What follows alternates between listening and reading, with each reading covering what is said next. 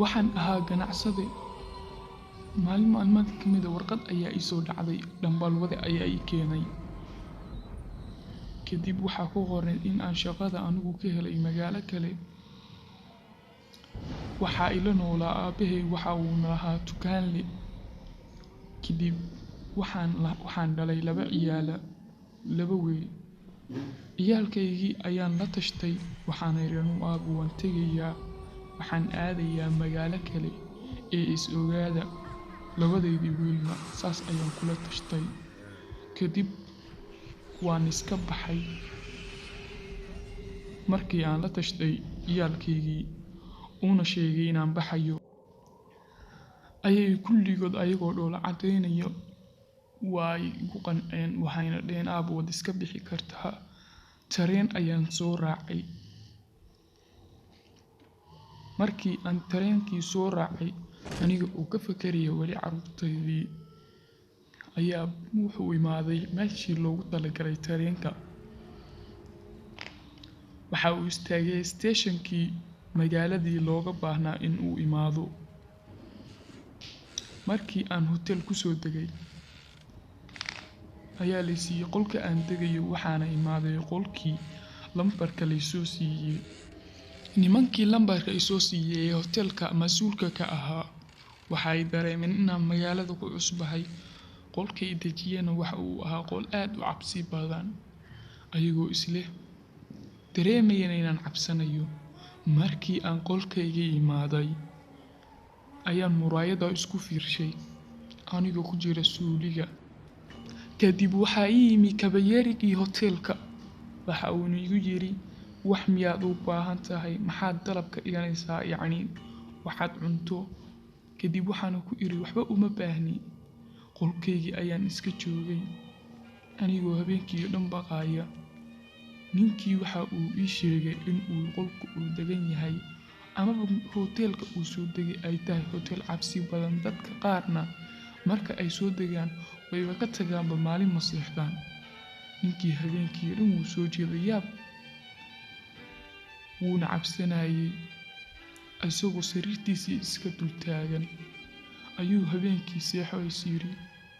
Habeenkii wuu seexday. Markii uu cabaar hurday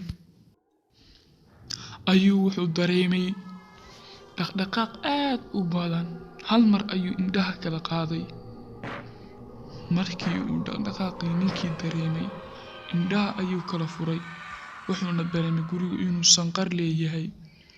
Cidna la degnayn qolka uu deganaa, xitaa albaabka lagu soo qarqaraacin. Meel kasta dhaqdhaqaaq ayuu ka dareemay. Wuxuu is yiri waa dhagahaaga ee hurdada ku laabo, wax balaana ma jirto, shaydaanka iska naar. Kadib markii uu hurdadiisii ku laabtay, ayaa wuxuu dareemay haddana mar labaad sanqar. Indhaha ayuu kala furay. Waxa uu isku dayay in uu fariisto. Kadib wuu fakeray cabaar. Markii uu cabaar fakeray ayuu wuxuu dareemay in guriga sanqar iyo wuu soo kacay. Wuxuu u soo baxay dhankii suuliga. Markii uu yimi dhankii suuliga, wax uu arkayba biyihii suuliga oo markii ugu dambeyn uu xiray la furay.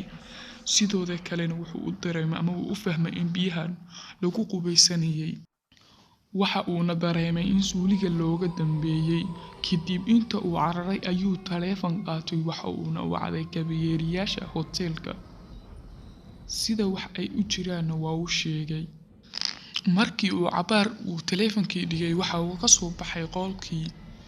Haddana cabaar ka bacdi waxa uu ku laabtay taleefankii. Wuxuu yiri aaway degdegi ma la yimaado? Maxay tahay sababta aad iigu iman weyseen? Aad ayuu ugu xanaaqay. Waxa uu u yeertay kabayeriyaashii, welina way dhegeysanayeen oo cid u imaatay maba leheba. Kadib taleefankii ayuu iska dhigay. Waxa uu iska fariistay sariirtiisii isagoo yaaban. Habeenkiina ma uusan seexan. Wuxuuna iska fiirinayay aaga suuliga iyo meesha ay TV-gu yaalaan. Qolkiisii ayuu furay, bannaanka ayuu u soo baxay isagoo hareerihiisa fiirinaya. Kadib markii uu wadada soo marayay ayuu wuxuu u yimi meeshii ay kabiyeeriga joogeen ama hoteelka kabiyeerigiisa. Qolalkii ayuu hareerahooda soo maray. mid ka mid ah kabiyeeriga ayaa wuxuu dareemay inuu ninka arrintii ay haysato, ileen waxa uu ahaa kabiyeeriga ugu sarreeya hoteelka. Waxa uuna wax ka ogaa hoteelka in ay degan tahay ruuxana mabareer aakhiraad. Ninkii isagoo yaaban oo cid u jawaabin ayuu qolkiisa isaga soo laabtay. Isagoo oo baqaya ayuu waddadii soo maray, wuxuuna fiirinayay dhinacyadiisa, aadna wuu u cabsanayay isaga. Kadib markii uu ninkii waddadii soo dhameeyay uu u soo dhowaaday qolkiisii, ayuu waxa uu furay albaabkiisii, waxa uuna soo galay qolkiisii ahaa 246, qolka 246aad. Isaga oo geesi iska dhigo qolkaaga isaga laabo bale ma jirtee, ayuuba wuxuu arkay daaqadii oo qof fadhiyo. Aad ayuu ninkii u naxay markii uu arkayba daaqadii oo si leef u arkay qof. Isla markiina qofkii waxa uu ka booday daaqadii. Ninkii waxa uu siiri ka fiiri inuu dabaqa ka dhacay, balse waxba ma uusan arag. Waxa uu arkayna aysan baba ahayd. Waxa uu niyadiisa geliyay inay ahayd riyo amaba uu ku arkay been.